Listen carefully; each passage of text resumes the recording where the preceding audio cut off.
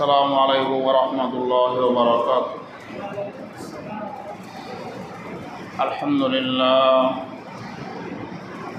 الحمد لله وكفى وسلام على عباده الذين اصطفى. أما بعد فأعوذ بالله من الشيطان الرجيم. بسم الله الرحمن الرحيم. إن الصلاة تنهى عن الفحشاء والمنكر.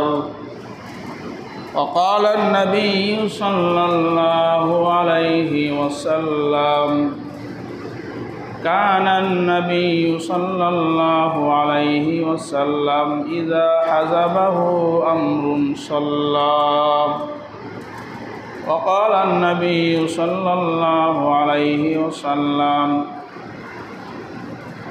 من غدا إلى المسجد أو راح أعد الله له نزله من الجنة كلما غدا أو راح، أو كما قال عليه الصلاة والسلام. اللهم صل على محمد وعلى آل محمد كما صليت على إبراهيم وعلى آل إبراهيم إنك حميد مجيد. اللهم بارك على محمد وعلى آل محمد كما باركت على إبراهيم وعلى آل إبراهيم إنك حميد مجيد.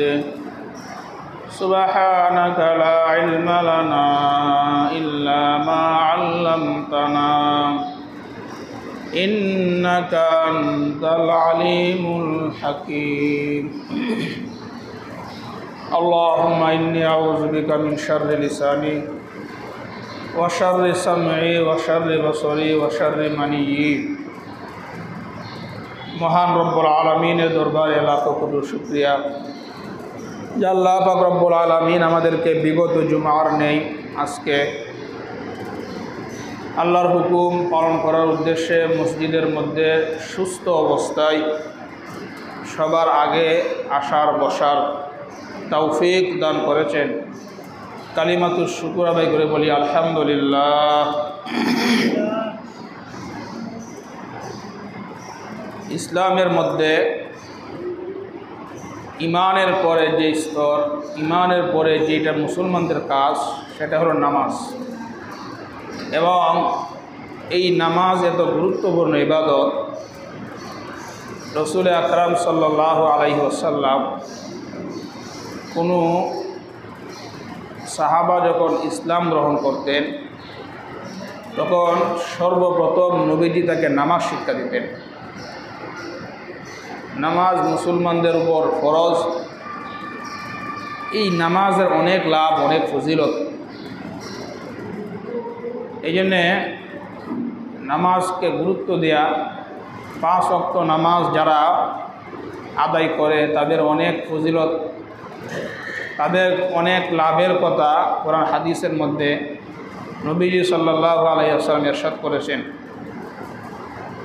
এই জন্যে প্রতিটি মুমিন মুসলমান নরনারী প্রত্যেকের উপর নামাজ আদায় করা ফরজ। এটা আল্লাহ তাআলার হুকুম। দৈনিক 5 বার আল্লাহর হুকুমে সাড়া দেওয়া, দৈনিক 5 বার আল্লাহর সামনে হাজিরা দেওয়া, এটা আমাদের দায়িত্ব, আমাদের কাজ, এটা ফরজ। তো নামাজের ব্যাপারে আমাদের মধ্যে, মুসলমানদের মধ্যে অলসতা আছে। অনেক মুসলমান ভাই আমরা 5 ওয়াক্ত পড়ি কিছু, তবে অধিকাংশ মানুষ 5 ওয়াক্ত নামাজ জামাতে আদায় করতে পারে না, বা অনেকে নামাজ পড়ে এখনও সে অভ্যস্ত হতে পারে নাই। তো নামাজের কিছু ফাজাইল আমরা জানব, এর দ্বারাতে আমাদের নামাজের আগ্রহ, নামাজ পড়ার উৎসাহ, নামাজ পড়ার আমাদের প্রতি আরও শৌক যোগ পয়দা হবে। সাহাবায়ে কেরাম রাদিয়াল্লাহু তাআলা আনহুম তারা নামাজের কীরকম গুরুত্ব দিতেন এটাও আমরা জানতে পারব। তো আজকে আমরা মূলত নামাজের লাভ সম্পর্কে আলোচনা করব, নামাজের ফজিলত সম্পর্কে আমরা কিছু জানার চেষ্টা করব। 5 ওয়াক্ত নামাজ যারা পড়বে তাদের অনেকগুলো লাভ আছে। 1 নাম্বার নামাজের ফজিলত হলো নামাজ অন্তরের শান্তি। আপনি পেরেশানির মধ্যে আছেন, তো নামাজ পড়বেন, এই নামাজ অন্তরের শান্তি। আবু দাউদ শরীফের 4986 নম্বর হাদিস। এই হাদিসের মধ্যে রাসূলুল্লাহ সাল্লাল্লাহু আলাইহি ওয়াসাল্লামের একজন সাহাবা, ওনার একটা ওয়াকিয়া বর্ণিত আছে। এই সাহাবী অসুস্থ ছিলেন, তো তাকে দেখার জন্যে তার জামাই এবং তার বেওয়াই তারা দেখতে গেছেন। যাওয়ার পরে সাহাবী সুস্থ মানুষগুলো কথাবার্তা বলতেছিলেন। নামাজের সময় হয়ে যাওয়ার পরে ওই অসুস্থ সাহাবী বলতেছেন যে আমার জন্য ওযুর পানি নিয়ে আসো। সুস্থ সাহাবা বললেন, আপনি তো অসুস্থ, নামাজ একটু বিলম্ব তো পড়তে পারেন। অসুস্থ সাহাবা বললেন, আমি আল্লাহর নবীকে বলতে শুনছি, কুম ইয়া বিলাল ফারিহনা বিসসালাহ, হ্যাঁ বিলাল আযান ইকামত দাও, লাআল্লি উসাল্লি ফাস্তারিহা, আযান ইকামতের মাধ্যমে নামাজের ব্যবস্থা করো, নামাজ পড়ে আমি শান্তি লাভ করতে চাই। হাদিসের আরবিটা এরকম, ইনতালাকতু আনা ওয়া আবি ইলা সিহরিল্লানা মিনাল আনসার। নবীর সাহাবা বললেন, আমি এবং আমার আব্বা আমার শ্বশুর বাড়িতে গেলাম। নাউদুহু, আমার শ্বশুর অসুস্থ, দেখার জন্য গেলাম, সেবা শুশ্রূষা করার জন্য গেলাম। হাজরাতিস সালাহ, এমন সময় নামাজের সময় হয়ে যায়। আমরা সুস্থ মানুষ পরস্পর কথাবার্তা বলতেছিলাম। এমন সময় আমার শ্বশুর পরিবারের কাউকে ডাক দিয়ে বললেন, ইতুনি বিউযুইন লাআল্লি উসাল্লি ফাস্তারিহা। আমার শ্বশুর পরিবারের কাউকে ডাক দিয়ে বললেন, আমার জন্য ওযুর পানি নিয়ে আসো, আমি ওযু করে নামাজ আদায় করে প্রশান্তি লাভ করতে চাই। সাহাবা বলেন, ফান কারনা যালিকা আলাই, আমরা বললাম আপনিতে অসুস্থ, নামাজ একটু পরে পড়লেও তো সমস্যা নাই। সুস্থ ব্যক্তি বলতেছে, আপনি তো অসুস্থ, নামাজ একটু পরেও তো পড়তে পারেন। অসুস্থ সাহাবা উত্তর দিলেন, নামাজের সময় হয়ে গেছে, আমি বিলম্ব কেন করব? সামি'তু রাসূলুল্লাহ সাল্লাল্লাহু আলাইহি ওয়াসাল্লাম, আমি আল্লাহর নবীকে বলতে শুনছি, আল্লাহর নবী বলছেন, আল্লাহর নবী হযরতে বেলালকে বলছেন, বিলাল কুম ইয়া বিলাল ফারিহনা বিসসালাহ, বিলাল আযান ইকামত দাও, আযান ইকামতের মাধ্যমে নামাজের ব্যবস্থা করো, নামাজ পড়ে আমি প্রশান্তি লাভ করতে চাই। নবীকে আমি এই কথা বলতে শুনছি, নামাজের সময় হয়ে গেছে, আমি কেন বিলম্ব করব? তাহলে অসুস্থ সাহাবা নামাজের একটু বিলম্ব পড়া এটা পছন্দ করে নাই, বলে নামাজ পড়ে আমি প্রশান্তি লাভ করতে চাই। এই জন্যে নামাজ হলো শান্তি, নামাজের মধ্যে শান্তি প্রশান্তি। আমরা অনেক সময় পেরেশানির মধ্যে পড়ি, আমাদের সবারই এরকম পেরেশানি আসে। রাসূল আকরাম সাল্লাল্লাহু আলাইহি ওয়াসাল্লামও পেরেশানির মধ্যে পড়তেন। তো পেরেশানি আসলে নবীজির একটা আমল ছিল। আবু দাউদ শরীফের 1320 নম্বর হাদিসের মধ্যে আল্লাহর নবী সাল্লাল্লাহু আলাইহি ওয়াসাল্লাম যখন কোনো পেরেশানির সম্মুখীন হইতেন, নবীজি কোনো পেরেশানির সম্মুখীন যখন হইতেন নবীজি সাথে সাথে নামাজ দাঁড়াইয়া যাইতেন। হাদিসের ভাষ্য কানান নবী সাল্লাল্লাহু আলাইহি ওয়াসাল্লাম ইজা হাযাবাহু আমরুন সাল্লাম। নবীজির যখন কোনো চিন্তা পেরেশানি আসতো নবী সুজা নামাজের মধ্যে যারা দাঁড়াইয়া যাইতেন। অন্য বর্ণনায় নবীজি নামাজের দিকে দৌড়াইয়া যাইতেন, মানে পেরেশানি আসলে আল্লাহর নবী নামাজ পড়তেন। এইখান থেকে আমাদের মুসলমানদের একটা আমল, আমাদের যখন কোনো পেরেশানি আসে, ব্যবসায়িক পেরেশানি, পারিবারিক পেরেশানি, যে কোনো পেরেশানি যখন আসে, আল্লাহর নবীর শিক্ষা পেরেশানি যখন আসবে তখন আল্লাহর সামনে দাঁড়ায়া 2 রাকাত 4 রাকাত নামাজ পড়ে আল্লাহর কাছে আগে বলো। এটা নবীর শিক্ষা। পেরেশানি আসছে নবী নামাজে দাঁড়াইতেন। আমাদের প্রথম কাজ পেরেশানি আসার পর আল্লাহর কাছে দাঁড়ায় নামাজের মধ্যে বলা।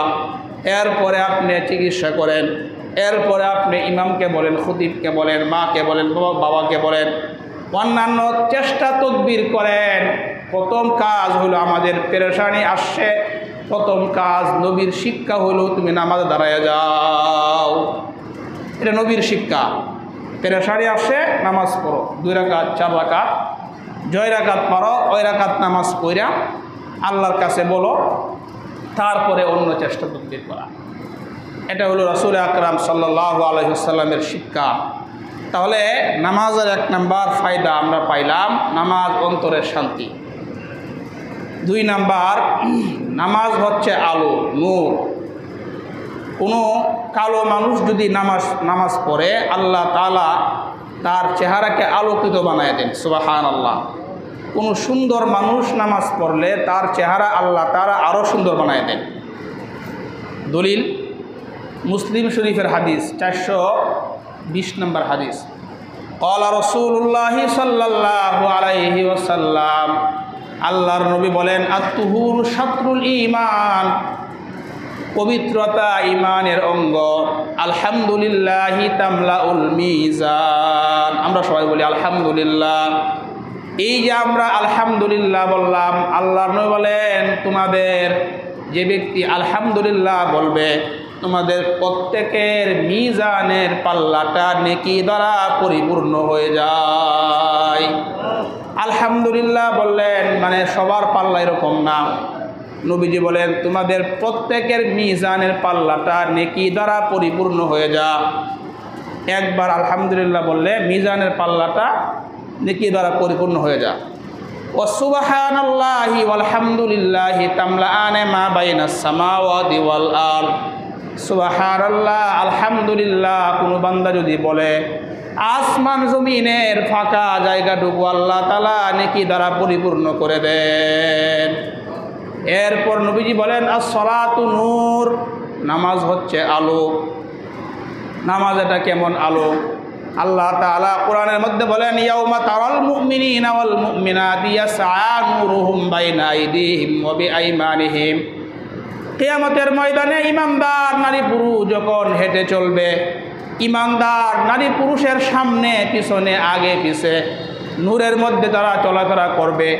অন্ধকারের মধ্যে লাইট যেমন হারিকেন যেমনি আলো দেয়, কিয়ামতের ময়দানে ইমানদার নারী পুরুষ এরকম কমপ্লিট আলোর মধ্যে চলাফেরা করবে। সুবহানাল্লাহ। এখন এই নূর এই আলো বাড়বে কিভাবে? নামাজ। নামাজ যে যত পড়বে তার আলো তত বেশি বাড়বে। এই জন্যে নামাজের 2 নাম্বার লাভ হচ্ছে নামাজ কিয়ামতের ময়দানে আমাদের জন্য আলো হবে। নামাজ কিয়ামতের ময়দানে নূর হবে, নূর। কিয়ামতের ময়দানে ইমানদাররা যখন এরকম কমপ্লিট একটা নূরের প্যাকেটের মধ্যে চলাফেরা করবে, মুনাফিক যারা দুনিয়ার মধ্যে যারা মুনাফিকি করছে, মুনাফিকরা বলবে হে ইমানদাররা আমাদেরকে কিছু আলো দাও। ইলারজিউ ওয়ারাকুম ফালতামিসু, তাদেরকে বলা হবে দূরে সরে যাও, দূরে সরে যাও। তাদেরকে দূরে সরে দেওয়া হবে, তাদেরকে আলো দেওয়া হবে না। এই জন্যে বলেন কিয়ামতের ময়দানে নূরের প্যাকেটের মধ্যে থাকার জন্যে, চলার জন্যে, কমপ্লিট আলোর মধ্যে থাকার জন্যে নামাজ পড়া দরকার আছে না নাই? নামাজ পড়তে হবে। মুনাফিকি করলে এটা হবে না। মুনাফিকদের জন্য তো ভয়াবহ শাস্তি আল্লাহ কোরআনে বলছে, ইন্নাল মুনাফিকিনা ফিদ দারকিল আসফালি মিনান নার। আল্লাহ বলেন মুনাফিকরা জাহান্নামের সর্বনিম্ন স্তরে থাকবে, বলেন নাউজুবিল্লাহ। তাহলে আমরা জানলাম নামাজের লাভ। 1 নাম্বার লাভ আমরা জানলাম, নামাজ পড়লে অন্তরের প্রশান্তি, রাহাতুল লিল কলবি, অন্তরে শান্তি নাই, পেরেশানির মধ্যে আছেন। আল্লাহর সামনে, মালিকের সামনে দাঁড়ায় নামাজ পড়েন, মালিকের সামনে দাঁড়ায় আপনার পেরেশানির কথা বলেন, দেখেন অন্তরের মধ্যে এক ধরনের শান্তি আসবে, প্রশান্তি আসবে। তাহলে 2 নাম্বার নামাজ হচ্ছে আলো। নামাজের 3 নাম্বার লাভ, নামাজ আমাদের জন্য কিয়ামতের ময়দানে দলিল হবে, দলিল হবে নামাজ আমাদের জন্যে। বিশ্বনবী সাল্লাল্লাহু আলাইহি ওয়াসাল্লাম হাদিসের মধ্যে নামাজের বর্ণনা দিয়ে বললেন 5 ওয়াক্ত নামাজ।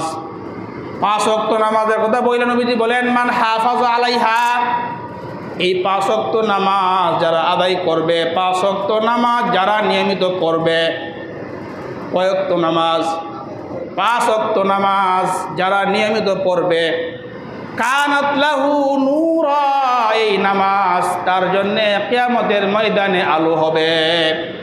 ওয়া বুরহানা, এই নামাজ তার কিয়ামতের ময়দানে দলিল হয়ে যাবে। ওয়া নাজাতা ইয়াউমাল কিয়ামা, এই নামাজ তার কিয়ামতের ময়দানে মুক্তির সনদ হয়ে যাবে। তাহলে নামাজ পড়লে নামাজ আলো, নামাজ পড়লে নামাজ দলিল হবে, মুক্তির সনদ হবে। সুবহানাল্লাহ। এই জন্যে 5 ওয়াক্ত নামাজ আমরা আজকে থেকে নিয়ত করব, আমরা 5 ওয়াক্ত নামাজ পড়ার চেষ্টা করব। আল্লাহ তৌফিক দান করেন।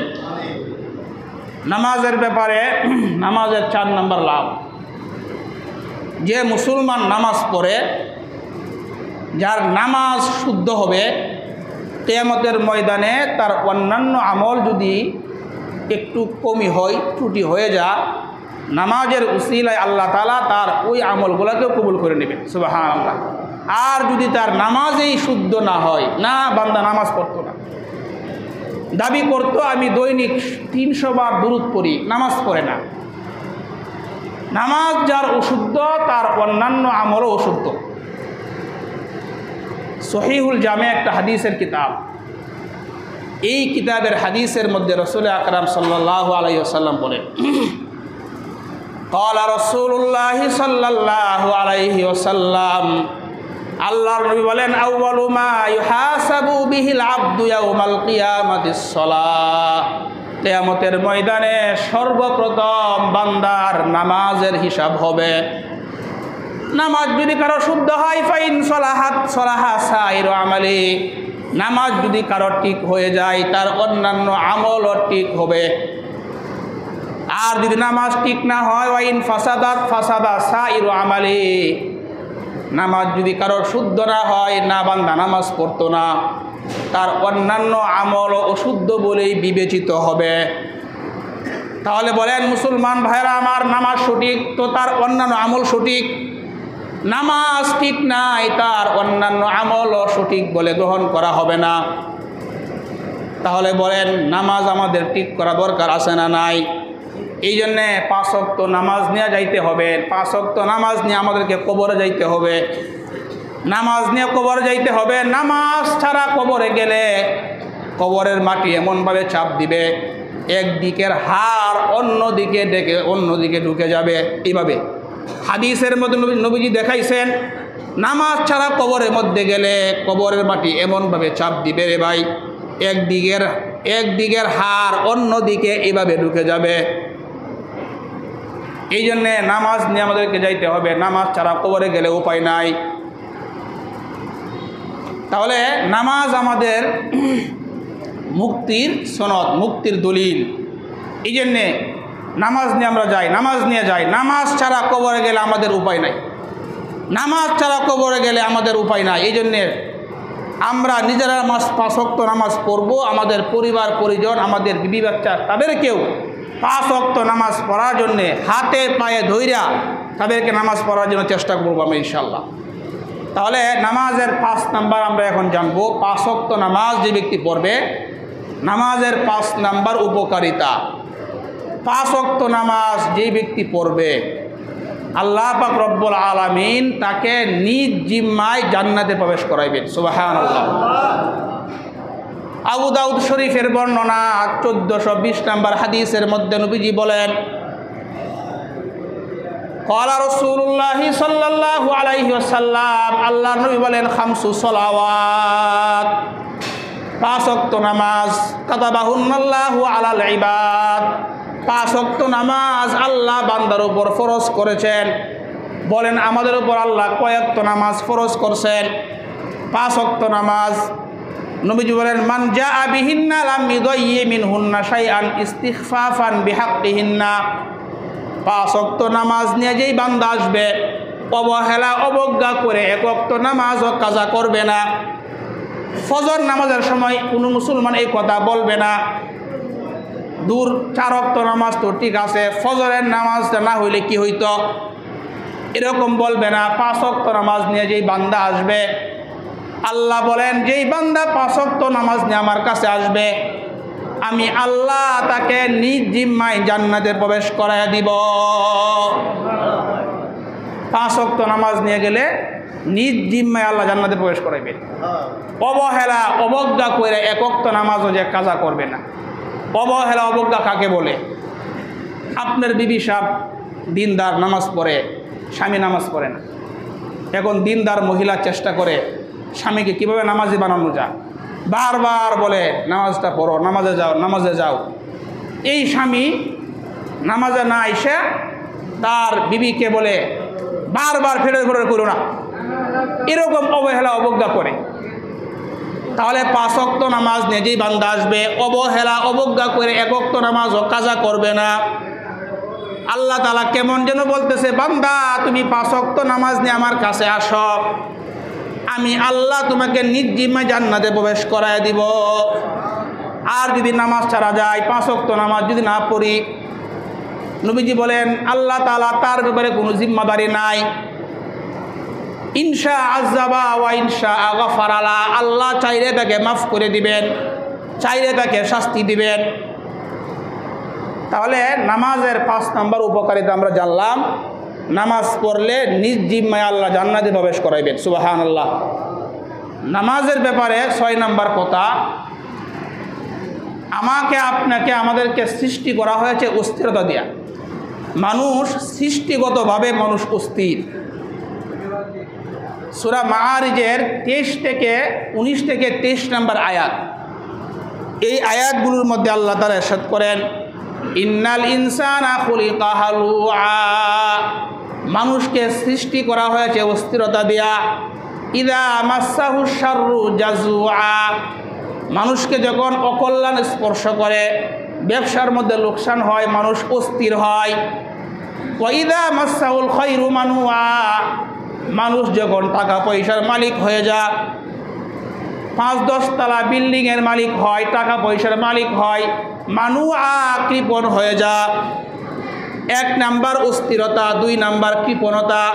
আল্লাহ বলেন ইল্লাল মুসল্লিন, নামাজি ব্যক্তি অস্থির হয় না, কৃপণ হয় না, কারণ সে নামাজ পড়ে, নামাজ তাকে কৃপণতা করতে দেয় না। নামাজি ব্যক্তি লক্ষ লক্ষ টাকা জাকাত আসলেও নামাজি ব্যক্তি এই কথা বলবে না, 1 লক্ষ টাকা জাকাত দিয়ে দেব এরকম কথা সে বলবে না, কারণ সে নামাজ পড়ে। নামাজ পড়ার কারণে তার ভিতরে এই কৃপণতা আসে না, কারণ সে জানে আল্লাহ আমাকে সম্পদ দান করছেন, আল্লাহ তাআলা আমাকে দিয়েছেন, তো আমি আল্লাহ রাস্তায় দিব, আমার সমস্যা কি? তাহলে এক হলো উৎকণ্ঠা, আর হলো অস্থিরতা। আল্লাহ বলেন যারা নিয়মিত 5 ওয়াক্ত নামাজ আদায় করে, নামাজি ব্যক্তি অস্থির হয় না, নামাজি ব্যক্তি কৃপণ হয় না। এই জন্যে নামাজ যারা পড়ে তাদের ভিতরে এই জিনিসটা কাজেই করে না। অনেক মুসলমান এমন আছে কোটি কোটি টাকা জাকাত দেয়, তার ভিতরে এই বিষয়টা আসেই না যে এত টাকা আমি জাকাত দিয়ে দিলাম, কেন? সে নামাজ পড়ে। তাহলে এটা হলো নামাজের ব্যাপারে 6 নম্বর কথা বললাম, যে নামাজ যদি পড়েন আপনার ভিতরে অস্থিরতা আসবে না। ব্যবসার মধ্যে আপনি লস খায় গেছেন এক সময়, জীবনের মধ্যে আমাদের জীবনের মধ্যে পেরেশানি আসবে, লাভ লোকসান হইতেই পারে। নামাজ পড়ার কারণে আপনার ভিতরে আপনি অস্থির হইবেন না যে এত টাকা আমি লস খায় গেলাম। আপনার ভিতরে এটা আসবেই না।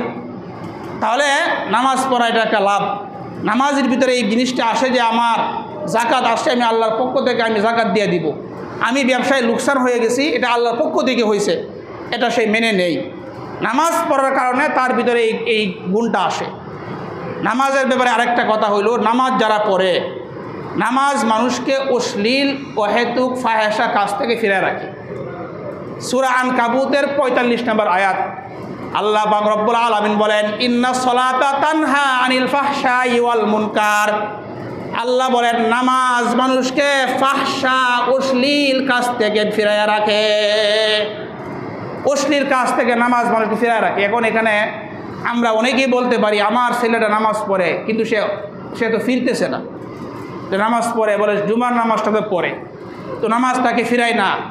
সে নামাজ যখন পড়ে, একটা মানুষ যখন নামাজ পড়ে, নামাজ পড়া অবস্থায় এই মানুষটা গুনাহের কাজ করে না। করে একটা মানুষ দৈনিক যদি 5 ওয়াক্ত নামাজ পড়ে, নামাজের মধ্যে থাকা অবস্থায় এই মানুষটা গুনাহ করে না, কারণ সে মসজিদের মধ্যে আছে।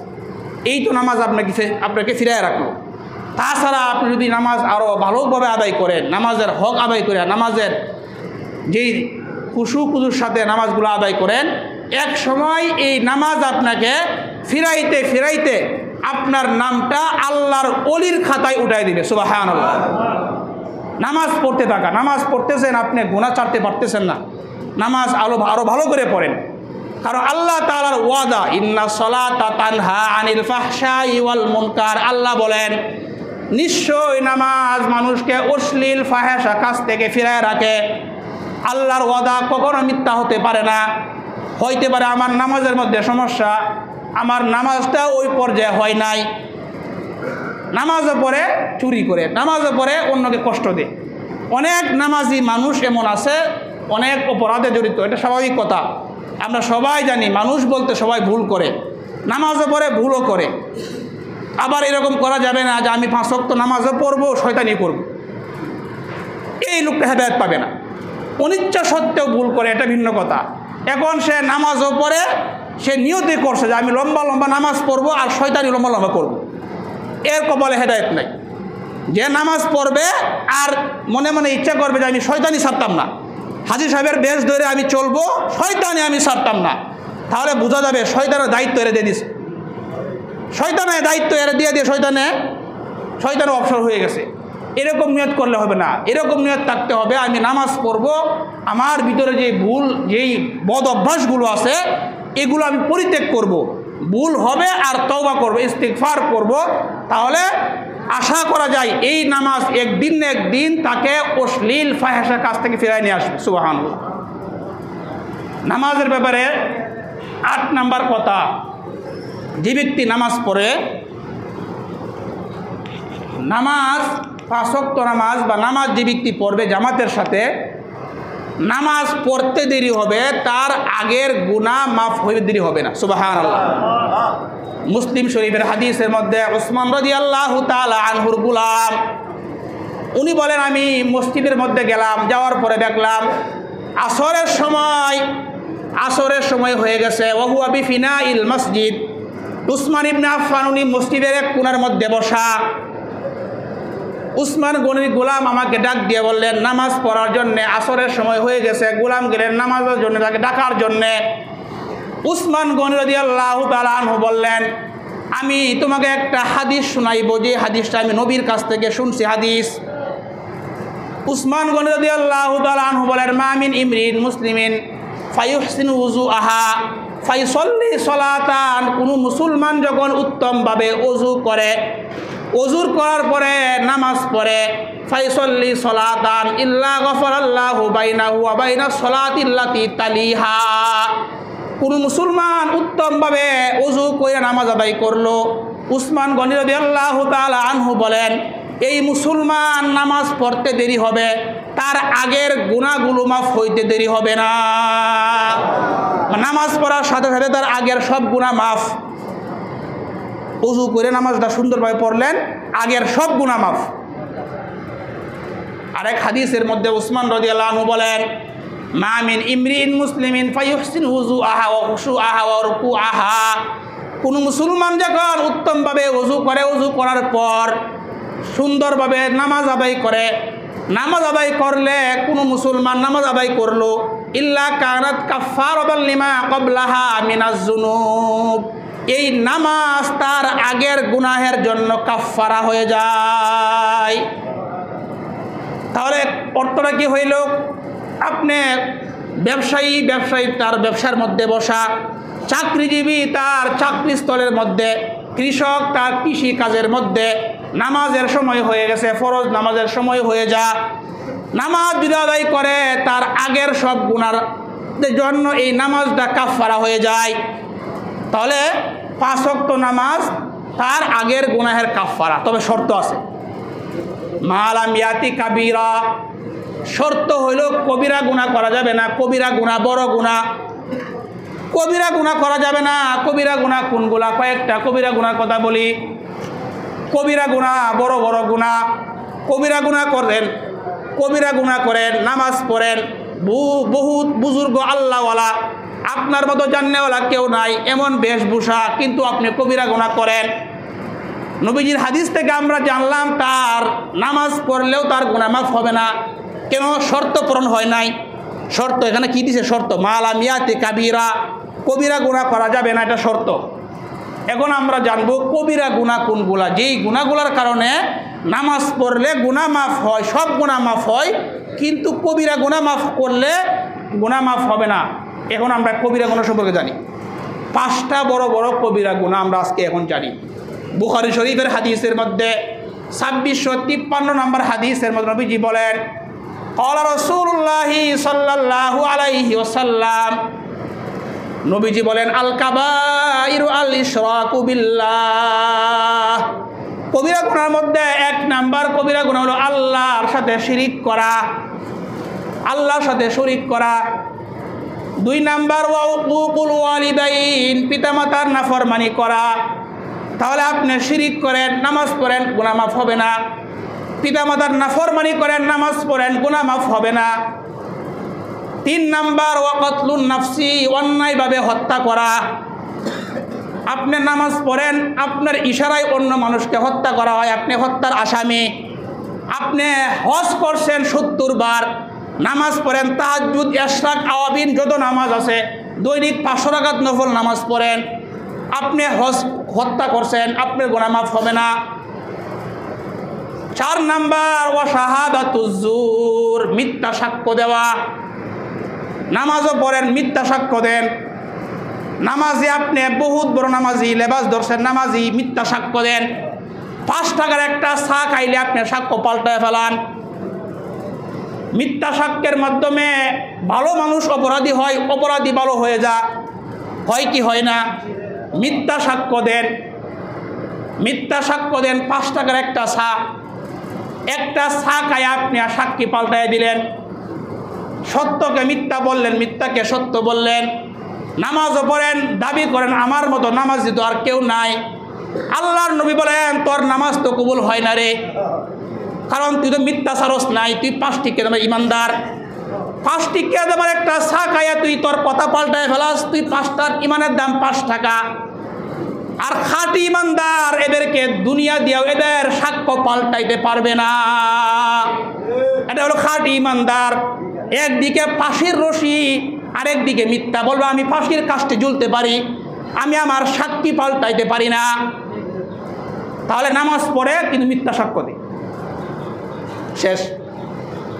5 নাম্বার কবিরা গুনাহ ওয়াল ইয়ামিনুল গামুস, মিথ্যা কসম খাওয়া। মিথ্যা কসম, মিথ্যা কসম কাকে বলে? যে ব্যক্তি মিথ্যা কসম খাবে তারও নামাজ পড়লেও তার আগের গুনাহগুলো মাফ হবে না। কেন? শর্ত পূরণ হয় নাই। শর্ত কি? কবিরা গুনাহ করা যাবে না।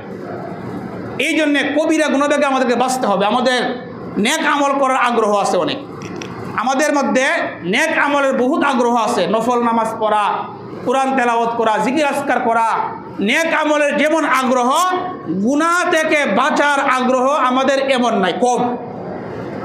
আমি যে গুনাহ করতেছি, আমি যে আমার দ্বারা যা কবিরা গুনাহ হচ্ছে, এটা থেকে আমার বাঁচা দরকার, এটা আমাদের খবর নাই।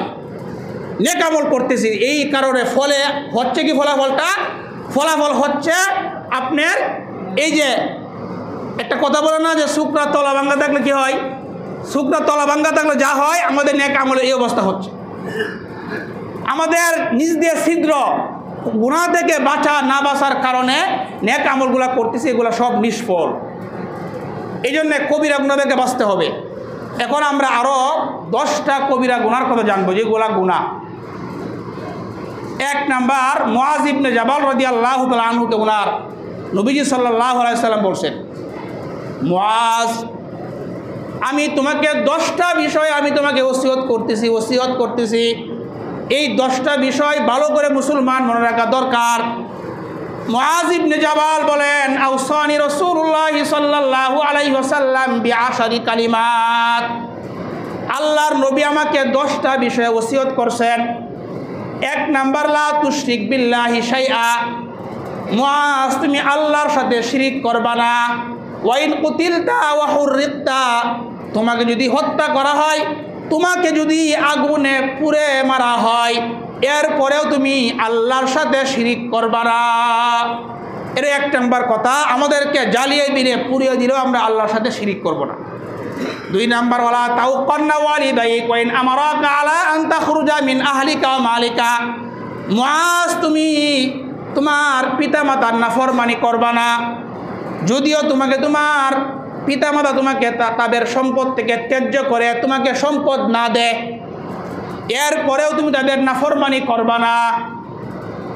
এখন বর্তমান সময়ে সমাজ ব্যবস্থাটা এরকম হয়ে গেছে, পিতামাতা সন্তানকে কি ত্যায্য করবে, সন্তানই মা বাবাকে বের করে দেয়। পিতামাতা কি ত্যায্য করবে, সন্তানই মা বাবাকে ঘর থেকে বের করে দেয়। নাউজুবিল্লাহ, কবিরা গুনাহ। 3 নাম্বার, ওয়ালা তাতরুকান্না সলাতান মাকতুবাতান মুতাআম্মিদান, মুআজ ইচ্ছাকৃত 1 ওয়াক্ত নামাজ তুমি কাজা করবা না।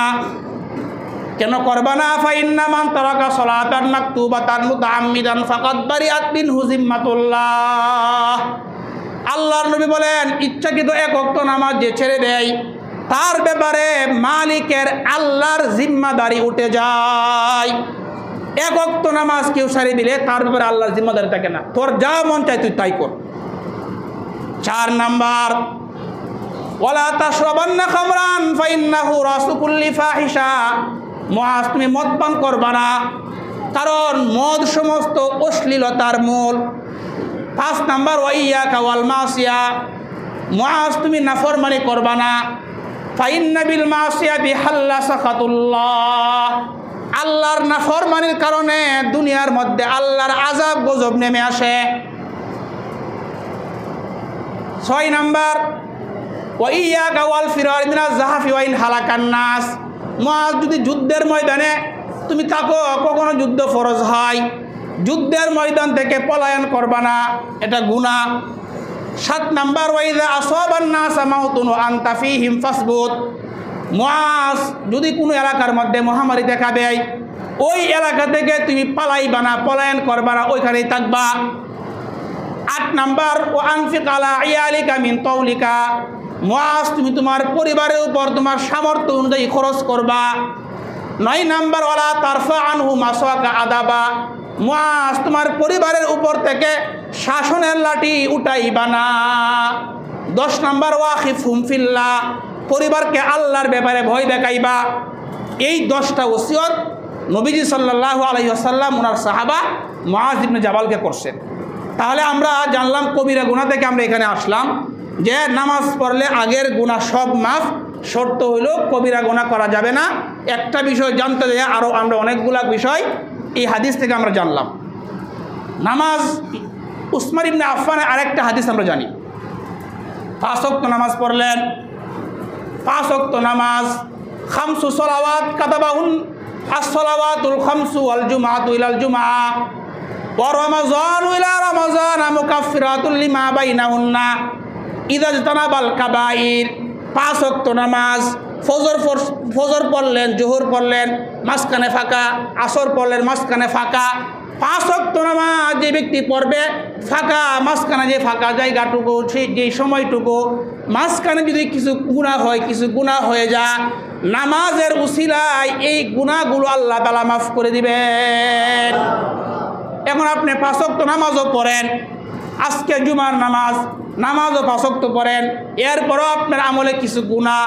জুমার নামাজ পড়লেন, নবীজি বলে ওয়াল জুমাতু ইলাল জুমা, এক জুমা থেকে আরেক জুমা পর্যন্ত যত গুনাহ, জুমার নামাজ পড়ার সাথে সাথে আগের মাঝখানে যত গুনাহ সব গুনাহ আল্লাহ মাফ করে দিয়েছেন। এখন আপনি 5 ওয়াক্ত নামাজও পড়েন, জুমার নামাজও পড়েন, সবই ঠিক আছে, এরপরেও কিছু গুনাহ আপনার আমল নামার মধ্যে।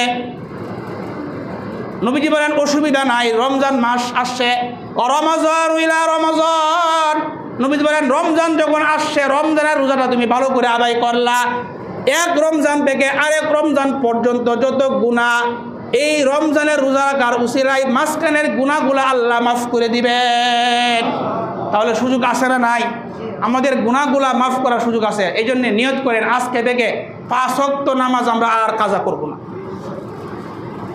আরেকটা হাদিসের মধ্যে নবীজি বলেন তাহতারিকুনা ফাইযা সাল্লাইতুমুস সুবহা গসালাতহা, আমরা সবাই গুনাহের মধ্যে ডুবতে থাকি, আমরা সবাই গুনাহগার, নবীগণ ছাড়া সমস্ত মানুষ গুনাহ করে, আমাদের গুনাহ হয়ে যায়। নবীজি বলেন ফজর নামাজ যখন পড়লো, ফজর নামাজের উসিলায় তার আগের গুনাহগুলো আল্লাহ দৌত করে দেয়, মানে গুনাহগুলো দৌত হয়ে যা।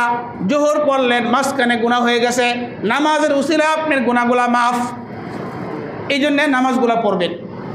আরেকটা আমলের কথা বলি, নামাজ পড়লে কি লাভ? মান সাল্লাল ইশা ফি জামাআ ফাকান্নামা কামা নিসফাল লাইল, নবীজি বলেন কোনো বান্দা, আমার কোনো উম্মত এশার নামাজ যখন জামাতে পড়ে, ফাকান্নামা কামা নিসফাল লাইল, যেন সে অর্ধেক রাত দাঁড়ায়া দাঁড়ায়া নামাজ আদায় করলো। মানে অর্ধ রাত দাঁড়ায়া নামাজ পড়লে যেই নাকি এই নাকি লাভ করলো। ওয়ামান সাল্লা সুবহা, রাত্রে আপনি ঘুম থেকে উঠে ফজরের নামাজ জামাতে পড়লেন, ফাঁকা আন্নামা সাল্লাল্লাইলা কুল্লা, নবীজি বলেন যেন সে সারা রাত দাঁড়ায় দাঁড়ায় নামাজ পড়লে যেই নেকি এই নেকি সে লাভ করলো। তাহলে ফজর নামাজ আর এশার নামাজ, এশা পড়ে ঘুমাইলেন, ঘুম থেকে উঠে আপনি ফজর নামাজটা পড়লেন, সারা রাত্র আপনি দাঁড়ায় দাঁড়ায় নামাজ পড়া কত কঠিন কাজ। আপনি সারা রাত জাগিয়ে জাগিয়ে নামাজ পড়লে যেই নেকি এই নেকি লাভ করলেন। এখন আমরা নামাজ পড়া আরেকটা লাভ, নামাজ পড়লে আল্লাহ তাআলা আমাদের মর্যাদা বাড়ায় দেন। সুবহানাল্লাহ। ক্বালা রাসূলুল্লাহ সাল্লাল্লাহু আলাইহি ওয়াসাল্লাম, আল্লাহর নবীর একজন গোলাম ছিলেন সাওবান রাদিয়াল্লাহু তাআলা আন। এই সাওবান রাদিয়াল্লাহু তাআলা আনহুর কাছে এক সাহাবা জিজ্ঞাসা করলেন মর্যাদা কিভাবে বাড়ে। সাওবান রাদিয়াল্লাহু তাআলা আনহু আল্লাহর নবীকে এই প্রশ্ন জিজ্ঞাসা করলেন, হুজুর মর্যাদা কেমনে বাড়ে? নবীজি বললেন আলাইকা বিকাসরাতিস সুজুদ, তুমি বেশি বেশি সেজদা করবা। ফাইন্নাকা লা তাসজুদু লিল্লাহি সিজদা ইল্লা রাফাকাল্লাহু বিহা দারাজা ওয়া হাত্তা আনকা বিহা খতিআ, কেননা তুমি এক সেজদা করলা সাথে সাথে তোমার একটা মর্তবা বেড়ে যায়, আরেকটা সেজদা করলা তোমার একটা গুনাহ মাফ হয়ে যায়। তাহলে একটা সেজদা করলেন গুনাহ একটা মর্তবা বৃদ্ধি পায়, আবার একটা গুনাহ মাফ হয়ে যায়। নবীর পাশাপাশি জান্নাতে আমরা সবাই থাকতে চাই না? নবীজি সাল্লাল্লাহু আলাইহি সাল্লামের এক গোলাম নবীজিকে ওযুর পানি এনে দিলেন। নবীজি বললেন এই তুমি আমার কাছে কিছু চাও, সালনি, আমার কাছে কিছু চাও। ওই গোলাম বলল ইন্নী মুরাফিকাতুকা ফিল জান্নাহ ইয়া রাসূলুল্লাহ, আমি আপনার সাথে জান্নাতে আপনার কাছাকাছি থাকতে চাই। নবীজি বলে আওয়া গায়রা জালিক, আর কিছু চাও না? বলে ইয়া রাসূলুল্লাহ হুয়া যাকা, আমি এটাই চাই, আমি আপনার সাথে জান্নাতে আপনার কাছাকাছি থাকতে চাই। নবীজি বললেন ফাইন্নী আলা নাফসিকা বিকাসরাতিস সুজুদ, তাহলে তুমি আমাকে বেশি বেশি সেজদা করার মাধ্যমে আমাকে সাহায্য করো। বেশি বেশি সেজদা করলে আমার কাছাকাছি জান্নাতে থাকতে পারবে। বলেন সুবহানাল্লাহ। তা নবীজি বলছেন সেজদা বেশি করলে আমার পাশাপাশি জান্নাতে থাকতে পারবা। তাহলে সেজদা করলে আমাদের মর্যাদা বাড়ে, সেজদা করলে নবীর কাছাকাছি জান্নাতে থাকার সুযোগ। আর কি চাই? দেখেন নামাজ যে পড়বে তার আরও অনেক লাভ। আরেক হাদিসের মধ্যে আসছে যে ব্যক্তি, আমরা যারা পায়ে হেঁটে মসজিদে যাই, পায়ে হেঁটে মসজিদে গেলে তার প্রতিটি কদম দুইটা ভাগ হয়। কানাত খতওয়াতা, তার কদমের দুইটা ভাগ হয়। ইহদাহুমা তাহুত্তু খতিআ ওয়াল উখরা তারফাউ দারাজা। ঘর থেকে আপনি বের হইলেন, প্রথম কদম আপনি ফালাইলেন, আপনার একটা মর্তবা বাইরে গেছে। আরেক কদম আপনি সামনে ফালাইলেন, আপনার একটা গুনাহ আল্লাহ মাফ করে দে। তা নামাজ এত লাভ, এত লাভ। নামাজ পড়বেন অনেক লাভ। এখন 3টা আমল করবেন, এই হাদিসটা বলে 3টা আমল করবেন, গাছের পাতা যেমনে ঝরে এইরকমভাবে আমাদের গুনাহগুলো ঝরে যাবে। 3টা আমল। 1 নাম্বার ইসবাগুল ওযু আলাল মাকারি ওয়া কাসরাতুল খুতা ইলাল মাসাজিদ ওয়া ইন্তিজারুস সালাহ বাদাস সালাহ। 3টা আমল করবেন, গাছের পাতা যেমনে ঝরে ঠিক তেমনি আমাদের গুনাহগুলো ঝরে যাবে। 1 নাম্বার হইল ইসবাগুল ওযু আলাল মাকারি, কষ্ট হওয়া সত্ত্বেও ভালো করে ওযু করা। শীতকাল সামনে আসতেছে, ওযুটা করবেন। অনেক মুসলমান ওযু করে, তার ফরজ আদায় হয় না। অনিচ্ছা সত্ত্বেও, কষ্ট সত্ত্বেও আপনি ভালো করে ওযু করলেন, আপনার গুনাহগুলো গাছের পাতা যেমনে ঝরে এমনি ঝরে যায়। 2 নাম্বার ওয়া কাসরাতুল খুতা ইলাল মাসাজিদ, আপনি পায়ে হেঁটে বেশি বেশি মসজিদে যাওয়া, আপনার গুনাহগুলো মাফ হবে। 3 নাম্বার ওয়া ইন্তিজারুস সালাহ বাদাস সালাহ, এক নামাজের পরে আরেক নামাজের জন্য অপেক্ষা করবেন, তার আপনার গুনাহগুলো মাফ হইতে থাকবে। এখন আপনি মসজিদে আসার পরে আরেকটা আমলের কথা বলি। মসজিদে আসার পরে আপনি বসে রয়েছেন, আপনি কিচ্ছু আমল করেন না, চুপ করে বসে রয়েছেন। হাদিসের মধ্যে নবীজি বলেন ওয়াল মালাইকাতু তুসাল্লি আলা মা দামা ফি মুসাল্লাহুল্লাযী ইউসাল্লি ফীহি। মুসল্লি যখন নামাজ আদায় করার পরে নিজ স্থানে বসে থাকে, চুপ করে বসে থাকে, ফেরেশতারা আল্লাহর কাছে দোয়া করে আল্লাহুম্মা সাল্লি আলাইহি আল্লাহুম্মা আরহামহু। হে আল্লাহ, আপনার এই বান্দাটা আপনার ঘরের মধ্যে বসা, আল্লাহ আমরা ফেরেশতারা দোয়া করতেছি, আল্লাহ আপনি আপনার বান্দার প্রতি আপনার রহমত নাজিল করেন। আল্লাহুম্মা আরহামহু, হে আল্লাহ আমরা দোয়া করি আল্লাহ আপনি তার উপর আপনি রহম করেন, দয়া করেন। তাহলে নামাজ পড়লে এতগুলো লাভের কথা বললাম। এখন আরেকটা আমলের কথা বলি। আপনি ঘর থেকে আপনি মসজিদে নামাজ পড়ার জন্য আসলেন, মসজিদ থেকে বের হইয়া সোজা আপনি ঘরে যাবেন, অন্য কোথাও যায়েন না। তাহলে ঘর থেকে বের হইয়া আপনি ঘরে ফেরার আগ পর্যন্ত কানাফি সলাতিন হাত্তা ইয়ারজিআ, ঘর থেকে বের হওয়ার পরে আপনি গুনাহের কাজ যদি না করেন, ঘরে ফেরার আগ পর্যন্ত আপনার আমল নামায় নামাজের সব লেখা হইতে থাকবে। মাঝখানে আপনি যদি এইখানে টেলিভিশনের দোকান, ওই দোকানে আপনি না যান, গুনাহ করা যাবে না। কি বলছি? নামাজ দ্বারা আমাদের গুনাহগুলো মাফ হয়ে যায়, তবে শর্ত হইল কি করা? গুনাহ করা যাবে না, কবিরা গুনাহ করা যাবে না। তাহলে মুসল্লি ভাইয়েরা আমার, আমরা নামাজের সম্পর্কে আলোচনা করলাম। দেখেন, নামাজ যদি আমরা এখন না পড়ি, কবে পড়ব? এখন আপনার শরীরটা ঠিক আছে, এমন একটা সময় আসবে আমি নামাজ পড়তে চাইবো, আরে তখন ইচ্ছা করলে আর নামাজ পড়তে পারবো না। কত ভাই এমন আছে, আপনি রুকু করতে পারে না, সেজদা করতে পারে না, আরে তার কলিজার মধ্যে তো কষ্ট লাগে, আরে আমি যদি কেন আমি আল্লাহর সামনে সেজদা লুটাইতে পারি না। অথচ যুবক ভাই, তুমি সেজদা করতে পারো, কিন্তু তুমি নামাজ পড়ো না। এমন একটা সময় আসবে ইচ্ছা করব, কিন্তু আমার শরীর তখন সাই দিবে না, মন তো তখন চাইবে নামাজটা পড়ি, কিন্তু শরীর তো সাই দিবে না। এই জন্যে সময় থাকতে আমরা নামাজি হই, সময় থাকতে আমরা আজকে দেখে নিয়ত করি, যেহেতু আমি মুসলমান, আমার উপর আল্লাহ তাআলার হুকুম, আল্লাহর বিধান, আল্লাহ আমাকে দৈনিক 5 বার ডাকতেছে, বান্দা আমাকে আমার ডাকে সাড়া দে। মুয়াজ্জিন ডাকতেছে হাইয়া আলাল ফালাহ, সফলতার দিকে আসো, মুয়াজ্জিন ডাকে রে কামিয়াবির দিকে আসো, কল্যাণের দিকে আসো, আর তুমি দৌড়াও অন্যদিকে। আল্লাহ তো সফলতা রাখছেন আল্লাহর হুকুমের মধ্যে। এই জন্য আমরা সবাই 5 ওয়াক্ত নামাজ পড়ি। আল্লাহ আমাদেরকে তৌফিক দান করে। আল্লাহ তাআলা আমাদেরকে যে আলোচনা করলাম, শুনলাম, আমাদেরকে সকলকে আমল করে তৌফিক দান করেন। কয়েকটা কথা আমি বলি। আমি আপনাদের এখানে আসছি দীর্ঘদিন হয়ে গেছে, প্রায় 2.5 বছর হয়ে গেছে না? আচ্ছা, আমি 2.5 বছরের মধ্যে আমি এখানে কথা বলছি, মিম্বরে কথা বলছি। 2.5 বছরের মধ্যে কেউ কি বলতে পারবেন যে আমি কোন দলীয় বক্তব্য দিছি?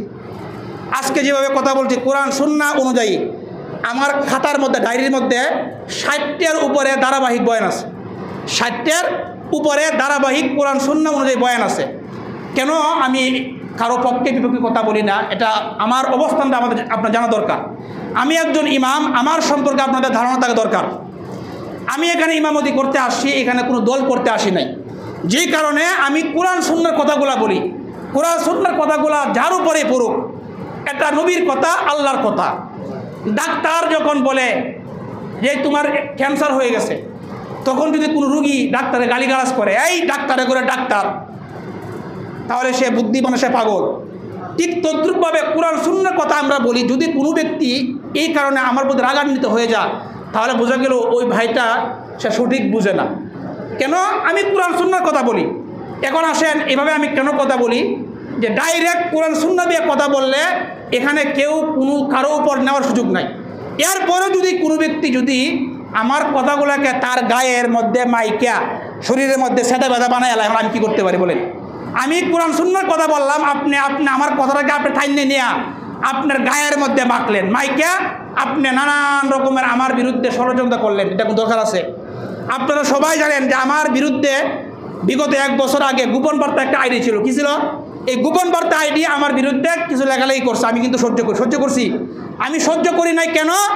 আমি কোরআন সুন্নাহর কথা বলি, শুধু শুধু আমার পিছনে কেন লাগবে? পরিষ্কার কথা হলো, আমার ভুল হবে।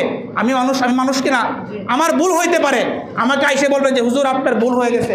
আমি একবার না 100 বার, কোটিবার আমি সবার সম্মুখে বলবো আমার এই হাদিসটা ভুল হয়ে গেছে। কিন্তু আপনি আমার ভুল ধরার জন্য আপনি গোপনে ষড়যন্ত্র করবেন, এগুলো সহ্য করার মতো এরকম মানুষ আমি না। আমি একবারে সরল প্রকৃতির মানুষ। আমি আজকে আপনাদের এখানে মুসল্লি কারাম আছেন, মসজিদ কমিটি আছে, সবাই আছেন। আমি এখানে 2.5 বছর থাকছি। আমি এখানে আরও 20 বছর থাকতে হবে এরকম কোনো স্বপ্ন আমার নাই। কিন্তু আমি এখানে যদি থাকতে চাই, আমি সম্মান নিয়ে থাকতে চাই। আমাকে অসম্মান কইরা কিছু বলার কোনো প্রয়োজন নাই। আপনি ডাইরেক্ট, আমি আজকে একটা বলে দিই, আমারও তো আমিও এখানে থাকতে না পারি, আমার প্রয়োজন থাকতে পারে কি না? তো নিয়ম অনুযায়ী আমি যদি না থাকি, আমি আপনাদেরকে সময় নিয়ে বলবো যে আমি থাকতে পারবো না। ঠিক তদ্রূপভাবে নিয়ম অনুযায়ী যদি আপনাদের ভালো না লাগে, আপনারা সবাই মাসওয়ারা করে আমাকে 2 মাস আগে বলবেন যে হুজুর আপনি অন্য রাস্তা দেখেন। আমি কিচ্ছু বলবো না। কিন্তু এটা না বললে যদি আপনারা আমার বিরুদ্ধে ষড়যন্ত্র করেন, তাহলে এটা ঠিক না। এরকম কাজটা করা কি না ঠিক না? একজন ইমাম যিনি, আমি আপনাদের কারো জমিনে আইল কাটে নিছি, আপনাদের কারো জমিনে আইল কাটছি, আপনাদের কারো এই ব্যবসা দখল করছি, তাহলে আমার কাজ আরেকটা বিষয় দেখেন। আমি এখানে চলাফেরা করি দীর্ঘ 2.5 বছর যাবৎ। আমি একা চলি। আমি ফজর নামাজ পড়ে একটু বিশ্রাম করি, তারপর আমি ক্লাসে যাই। ক্লাস থেকে জোহর পরে এসে একটু বিশ্রাম করি, আসরের পরে বের হই না। কেন বের হই না? বাজারের মধ্যে আমি চলাফেরা করি, এখানে বিভিন্ন দল আছে। আমি যদি কোনো এক দলের সাথে চলাফেরা করি, আর এক দলের ভাই স্বাভাবিকভাবে বলবে যে হুজুর তারা এনে চলে, বলবে কি না? এই কারণে আমি কারোর সাথে চলাফেরা করি না। আমি সবাইকে ভালোবাসি। সবাই কী করি? সবাইকে আমি মহব্বত করি, সবাইকে ভালোবাসি। এখন যদি আপনি মনে করেন যে হুজুর আমাদের কাছে কেন আসে না, হুজুর অমুকের কাছে কেন আসে না, ভাই এটা ভুল ধারণা। আমি ইমাম, আমি নিরপেক্ষ। আমি কি? আমি সকলের ইমাম, আমি কোনো ব্যক্তির ইমাম না। এই জন্য ভাই আমাকে নিয়ে কেউ ষড়যন্ত্র করো, আমি অনুরোধ করতেছি, আমাকে নিয়ে কেউ আর ষড়যন্ত্র করবেন না। আমি আমার ভিতরে যত কষ্ট ছিল আমি আজকে থেকে মাফ করে দিলাম। সাবধান, আমাকে নিয়ে কোনো ষড়যন্ত্র না করে, আপনার ভালো না লাগে না আমাকে জানাই দিবেন। আল্লাহ এবং রব্বুল আলামিন আমাদের সকলকেই আমল করার তৌফিক দান করেন। দাঁড়িয়ে কাবলা জিমা 4 রাকাত সুন্নাত আদায় করি। জি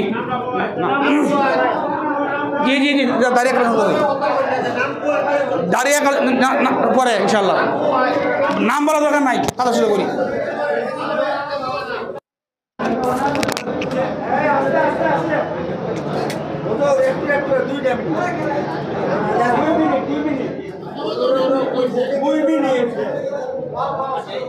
আমরা এলাকাবাসী, আমরা মহল্লাবাসী, আমরা একটা নিয়মে আমরা জানি, এর চির সত্য।